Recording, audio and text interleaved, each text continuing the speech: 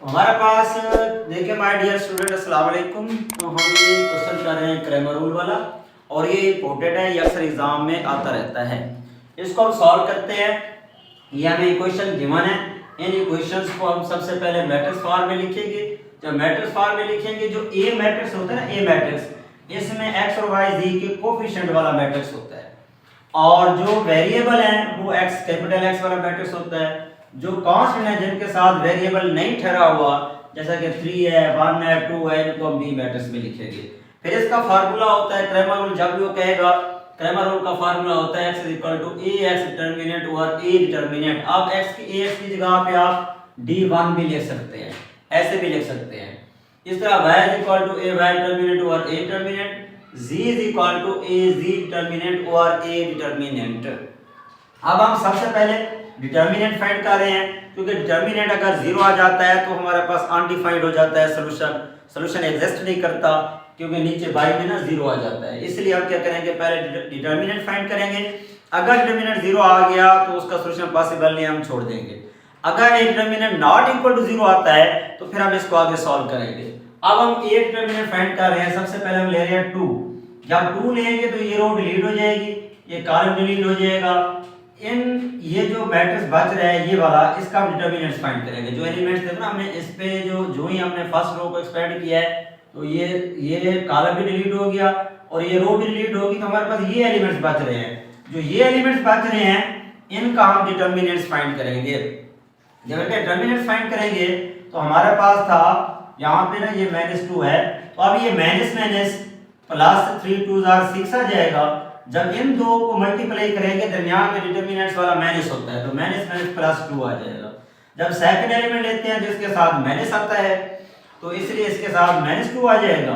तो ये कॉलम भी डिलीट हो जाएगा, क्योंकि जब हम 2 ले रहे हैं तो ये पूरा कॉलम डिलीट और ये पूरी रो डिलीट, तो हमारे पास ये एलिमेंट्स और ये बचेंगे।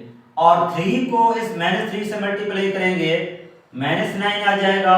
फिर 5 को -2 से मल्टीप्लाई करेंगे, दरमियान में माइनस फार्मूले वाला डिटरमिनेंट्स वाला, और माइनस ये माइनस प्लस 5 2 10 आ जाएगा। उसके बाद हम आते हैं थर्ड एलिमेंट +1 पे। जब 1 लेंगे तो ये कॉलम डिलीट हो जाएगा, तो ये रो डिलीट हो जाएगी। 3 को 1 से मल्टीप्लाई करेंगे 3 आ जाएगा। 5 को 2 से मल्टीप्लाई करेंगे, माइनस प्लस 5 2 10 आ जाएगा। ओके माय डियर स्टूडेंट्स, अब नेक्स्ट हम आते हैं। तो हमारे पास आ गया a determinant is equal to, अब इनको ऐड करते हैं 6 और 2 8। 8 को 2 से मल्टीप्लाई करेंगे 16, 10 में से 9 चला गया 1, 1 को -2 से मल्टीप्लाई करेंगे -2, 10 और 3 13, तो हमारे पास क्या आ जाएगा 13 इज इक्वल टू 16 और 13 29, 29 में से 2 चला गया 27 इज नॉट इक्वल टू 0 के। अब इसका मतलब है ये क्या है, नॉन सिंगुलर मैट्रिक्स है। जब ये नॉन सिंगुलर है, क्योंकि determinant is not equal to 0 है, तो इसका मतलब है इसका आगे सारा का सारा सॉल्यूशन जो है वो एग्जिस्ट करता है। अब हम ये सॉल्यूशन क्या करेंगे, फाइंड करेंगे। जब सॉल्यूशन फाइंड करेंगे, अब सबसे पहले डिटरमिनेंट आगे हम x की वैल्यू फाइंड करना चाहते हैं। x की वैल्यू फाइंड करने के लिए हम क्या करेंगे, सबसे पहले ax डिटरमिनेंट निकालेंगे। जब ax डिटरमिनेंट लेंगे तो हम लिखेंगे ax determinant is equal to, जब ax डिटरमिनेंट लेंगे तो याद रखना आपने इस बात को, जब आप x ले रहे हैं ना x, तो इसका मतलब है ये पूरा का पूरा x वाला कॉलम, ये x की वैल्यू है सारे। जिस तरह मैंने लिखा हुआ है ना ax लिखा हुआ है, यहां से आपको हिंट मिल जाता है ax, ये जो x की वैल्यू है, देखना ये x का कोएफिशिएंट 2, ये x का कोएफिशिएंट 2 और ये x का कोएफिशिएंट 5। तो x के कोएफिशिएंट है ये पूरा का पूरा डिलीट हो जाएगा, इसकी जगह पे हम b मैट्रिक्स को लेकर आएंगे। तो इसलिए आप यहां पे लिखेंगे 3 1 और 2, यानी ये देखिए मैंने क्या किया है कि ax का मतलब है, x का मतलब है कि जो x के कोएफिशिएंट थे सारे, वो वाला जो कॉलम था वो पूरा का पूरा मैंने उसको खत्म करके उसके जगह पे ये b मैट्रिक्स लिखा है, तो ये सारा का सारा b मैट्रिक्स आ गया। जब ये लिख लिया है x, तो इसका मतलब है सेकंड और थर्ड को आप वैसे का वैसे लिखेंगे, इससे कुछ नहीं करना। ये सेकंड भी वैसे आ जाएगा 2 -2 1 के, और ये भी वैसे आ जाएगा 1 -2 और -3 के, ये आपके पास वैसे का वैसे आ जाएगा। अब इसको सॉल्व करते हैं, तो हमारे पास आ गया ax determinant is equal to, आप इसे भी वैसे एक्सपेंड कर देंगे बाय फर्स्ट रो। वो मर्जी आप सेकंड रो के जरिए भी कर सकते हैं, थर्ड रो के जरिए भी एक्सपेंड कर सकते हैं, या कॉलम के जरिए भी एक्सपेंड कर सकते हैं, लेकिन इजी वे होता है कि आप फर्स्ट रो को ध्यान में रखें, उसी से आप एक्सपेंड कर दें। जब हम 3 ले रहे हैं, 3 बैक चला आएगा तो ये पूरा पूरा का पूरा कॉलम डिलीट और ये रो डिलीट। उसी तरह माइनस माइनस प्लस हो जाएगा, ये 6 आ जाएगा, माइनस माइनस प्लस का 2 आ जाएगा। यहाँ से आप -2 लेंगे तो ये कॉलम डिलीट और ये रो डिलीट, ये आपके पास -3 आ जाएगा, और माइनस माइनस +2 4 आ जाएगा आपके पास।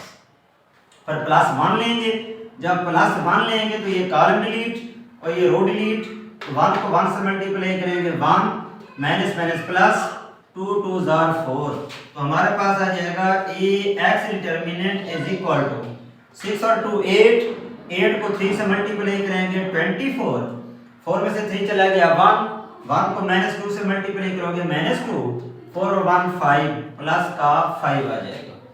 अब इसको आप सिंपलीफाई करें, मजीद इसको सॉल्व करते हैं तो हमारे पास आ गया Ax determinant is equal to 24 और 5 29, और 29 में से 2 चला गया तो ये भी आपके पास कितना आ गया 27, तो ये भी आपके पास वैल्यू आ गई है Ax डिटर्मिनेंट की, तो ये हमारे पास आ गया Ax डिटर्मिनेंट की वैल्यू 27।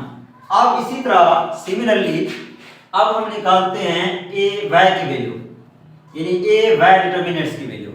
जब Ay डिटर्मिनेंट्स लिखेंगे तो Ay में हम क्या लिखेंगे, Ay determinant is equal to, अब फर्स्ट को वैसे रहने देंगे, फर्स्ट वैसे का वैसे आएगा 2 3 5। अब ये जो सेकंड कॉलम है y का मतलब है, ये जो y लिखा हुआ है ना, इस y का मतलब है कि अब आपने y वाले कोफिशिएंट, ये जो y का कोफिशिएंट है, y का कोफिशिएंट 2, फिर इस y का कोफिशिएंट -2, फिर इस y का कोफिशिएंट 1, ये पूरा कोफिशिएंट खत्म हो जाएंगे, इसकी जगह b वाला मैट्रिक्स आ जाएगा 3 1 2, ये आ जाएगा 3 1 2, ये आपके पास आ जाएगा। इस तरह फिर आगे हम आते हैं थर्ड कॉलम के ऊपर, ये जो थर्ड है ये वैसे का वैसे लिखेंगे, वैसे का वैसे लिखेंगे, ये आ जाएगा 1 -2 और -3 के, ये आपके पास वैसे का वैसे आ जाएगा, क्योंकि y का मतलब है आपने y वाले कोफिशिएंट की जगह पे b मैट्रिक्स को लेके आना है, बाकी जो x वाला कोफिशिएंट वाला मैट्रिक्स है कॉलम है वो भी वैसे रहेगा, जो z वाला कॉलम है वो भी वैसे का वैसे रहेगा, सिर्फ जो y वाला कॉलम है उस y की जगह पे b मैट्रिक्स आ जाएगा। अब सेम सिमिलरली इसी तरह जिस तरह हमने ax को एक्सपेंड किया था ax डिटर्मिनेंट को, इस तरह हम ay डिटर्मिनेंट को एक्सपेंड करेंगे। इसको आप एक्सपेंड करेंगे तो हमारे पास आ जाएगा ay determinant is equal to, अब इसमें हम बैक 2 ले रहे हैं, जब आप 2 लेंगे तो ये कॉलम डिलीट और ये रो डिलीट हो जाएगी, यानी ये कॉलम भी डिलीट हो जाएगा और ये रो भी डिलीट हो जाएगी। अब 1 को -3 से मल्टीप्लाई करेंगे तो आपके पास -3 आ जाएगा और प्लस का 4 आ जाएगा। ओके डियर स्टूडेंट्स, समझ आ रही है ना? ओके, अब उसके बाद हम लेंगे -3, यहाँ पे जब -3 लेंगे क्योंकि पहला प्लस का होगा फिर दूसरा माइनस का होगा, जब ये लेंगे तो ये पूरा का पूरा कॉलम डिलीट और ये पूरी की पूरी रो डिलीट हो जाएगी। 3 को 3 से मल्टीप्लाई करेंगे -9 और प्लस का 10 आपके पास आ जाएगा। और इसी तरह सिमिलरली +1 लेंगे, जब आप 1 लेंगे तो ये कॉलम डिलीट और ये रो डिलीट, 3 को 2 से मल्टीप्लाई करेंगे 6 आ जाएगा, 5 को 1 से मल्टीप्लाई करेंगे -5 आ जाएगा। अब इसकी वैल्यू हम निकालते हैं, इसको सॉल्व करते हैं, तो हमारे पास आ गया ay determinant is equal to, अब देखिए इसमें अभी हम आगे az भी रहता है, वैल्यू आगे हमने उसकी भी निकालनी है। अब 4 से 3 चला गया 1 को 2 से मल्टीप्लाई करेंगे 2 आ जाएगा। अब 10 में से 9 गया 1 को -3 से मल्टीप्लाई करेंगे -3 आ जाएगा। 6 में 5 गया +1, तो आप देख लें ये आ जाएगा प्लस का 3 -3 कट हो जाएगा 0 आ जाएगा। तो इसका मतलब ये हुआ कि ay डिटर्मिनेंट्स की जो वैल्यू है वो हमारे पास क्या आ गई है, 0 आ गई है। ay डिटर्मिनेंट की वैल्यू हमारे पास 0 आ गई है। अब हम नेक्स्ट पे आते हैं, नेक्स्ट हमारे पास क्या है, अब हम आते हैं z वाली वैल्यू निकालना, az डिटर्मिनेंट।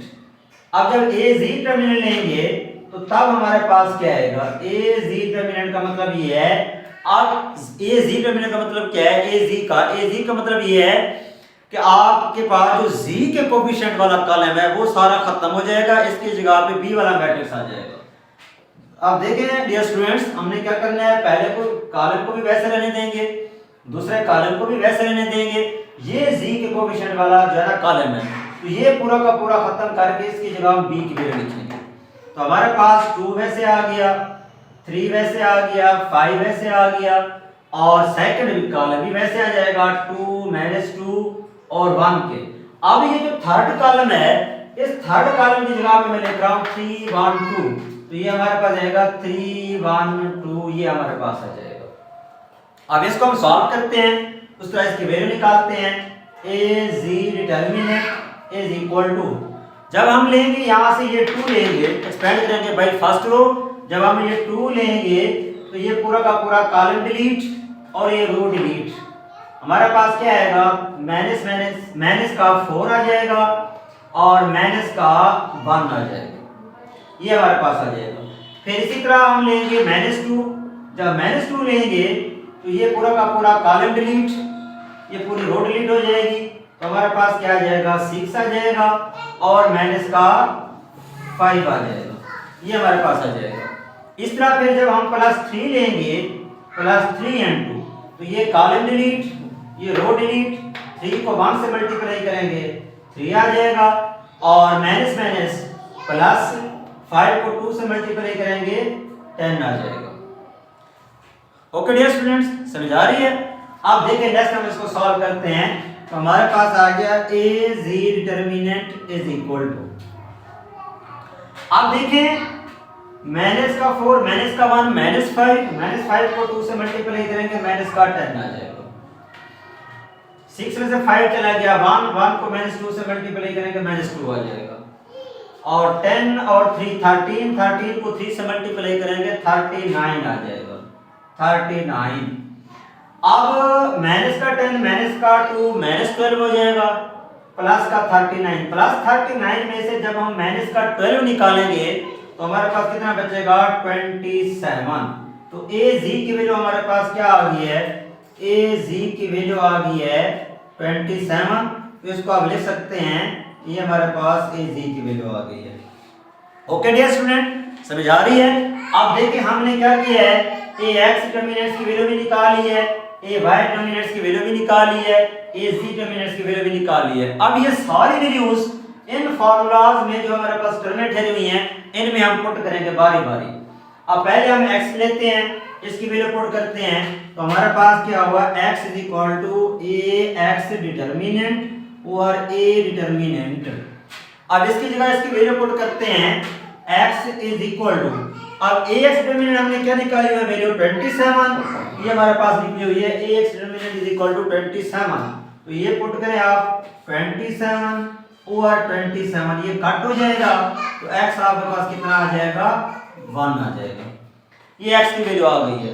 अब हम निकालते हैं a y की वैल्यू, y की वैल्यू निकालते हैं।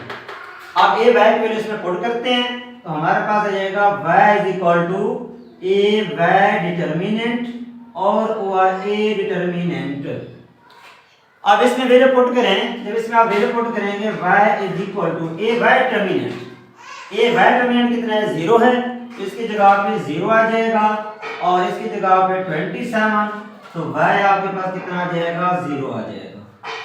अब हम आते हैं ए जी की तरफ, जी की वैल्यू निकालते हैं, जो कि हमारे पास है ए जी डिटरमिनेंट और A determinant, z is equal to A G determinant हमने 27 निकाला हुआ है, तो ये भी आप पुट करेंगे 27, ए डिटरमिनेंट हमारे पास 27 कट हो जाएगा, और z हमारे पास कितना आ जाएगा, 1 आ जाएगा। तो हमारे पास क्या आया, सॉल्यूशन सेट हमारे पास आ गया है इज इक्वल टू x की वैल्यू हमारे पास कितना है, x की वैल्यू 1 है, x की वैल्यू हमने 1 निकाली हुई है, y की वैल्यू हमने 0 निकाली हुई है, z की वैल्यू 1 है, तो ये हमारे पास क्या आ गया है, आंसर आ गया है। ओके डियर स्टूडेंट, उम्मीद काफ़ी है कि आपको समझ आ गई होगी।